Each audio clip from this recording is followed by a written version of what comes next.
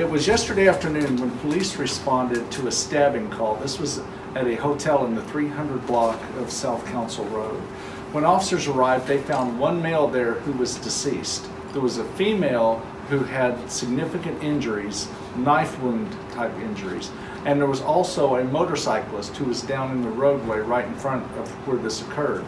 As it turns out, there were two suspects that attacked the male victim, ultimately killing him. A female he was with jumped in trying to intercede. She was also injured. And then as the two men fled, they ran into a motorcycle, leaving the parking lot, and then fled that scene as well. They ended up on I-40 where they crashed into several vehicles, ultimately stopping their vehicle where it would not run. Officers took them into custody at that time.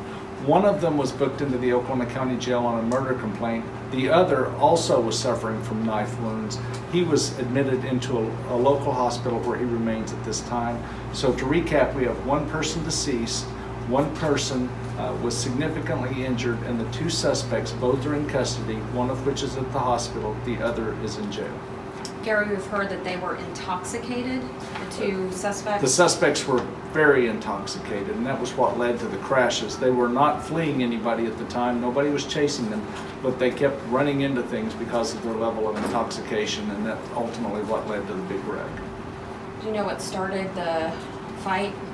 I don't know what they were fighting over. It was inside of the hotel room where the fight started, but at some point, one of the suspects armed himself with a knife and began stabbing the victim and ultimately cut the other two people. It's important to note that everybody who was injured in this was injured by the one man who had the knife.